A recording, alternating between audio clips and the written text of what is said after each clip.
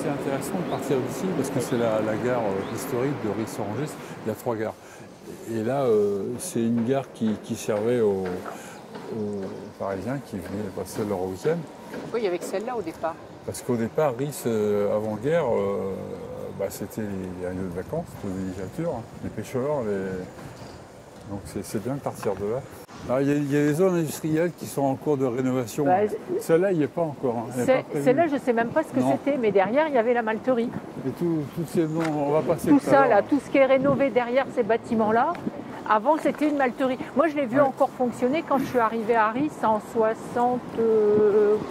Donc là, ça a été entièrement tagué, mais il y a de jolies choses des fois.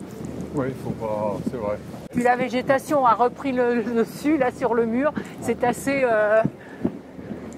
les futurs projets de la ville, là, quand on avait fait la sortie avec, tu sais, la découverte du quartier, c'est que Ris retourne un peu, il y a à nouveau un regard vers la Seine, quoi.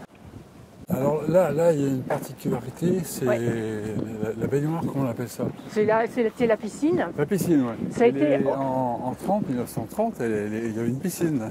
Elle fonctionnait encore en 66 en partie. Oui, hein. oui. Et ils ont essayé de la réhabiliter il y a 2 ans. Je ne suis même pas certaine que certains étés, ils y font pas un petit peu buvette, que ce soit un petit peu... Je crois que le bassin, c'est là. Voilà, là maintenant ça s'appelle la baignade. Là, Mais avant qu'il y ait la piscine à Ris, c'était ça, quoi. L'été, c'était la piscine.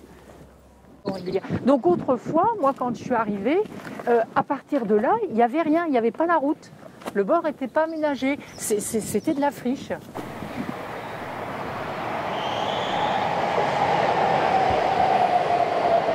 Dans l'espace réservé, il faut pas oublier qu'il y a le chemin de halage. Donc il y a la Seine, la voie ferrée, le chemin de halage. Donc peu d'espace pour faire quelque chose. Hein. Plus on va aller, plus ça va être sauvage. Hein. Là, on a encore une zone, et là, on va arriver dans une zone naturelle qu'ils ont justement encore réaménagée en laissant au niveau de la gare de Grand-Bourg, surtout. Les oiseaux, les poissons, plus par là-bas. Hein. Oui, la partie aménagée là-bas, elle est à Grand-Bourg. Voilà, il y a un canard. Voilà la roselière qu'ils ont aménagée. Individuellement. Ça, c'est la balade familiale. Ici, vous venez le week-end, il y a plein de monde. Hein. Oh non, puis les gens viennent, ils viennent avec leur petit barbecue. Il y a vraiment beaucoup de monde le dimanche quand il fait beau.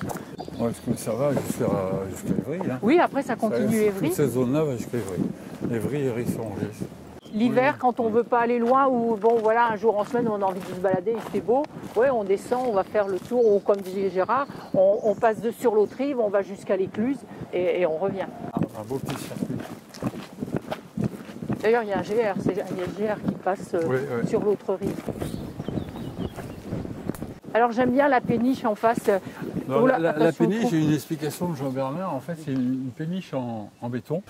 Et ça date de l'après-première guerre, grande guerre. Il n'y avait pas assez de fer, manquait de fer. Ah, donc oui, les Américains ont fait des péniches en béton. Pourquoi elle s'est échouée là, ça je ne sais pas. Oui, parce que c'est une péniche en béton.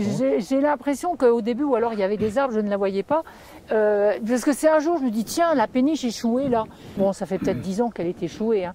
Mais encore avant. 20 ans, mais j'en avais pas de souvenir. Une estimation. J'en avais pas de souvenir. Si tu dis ça fait 10 ans, tu multiplies par 2, tu n'es pas loin de la vérité. Et ça marche à tous les coups. Oui, alors là,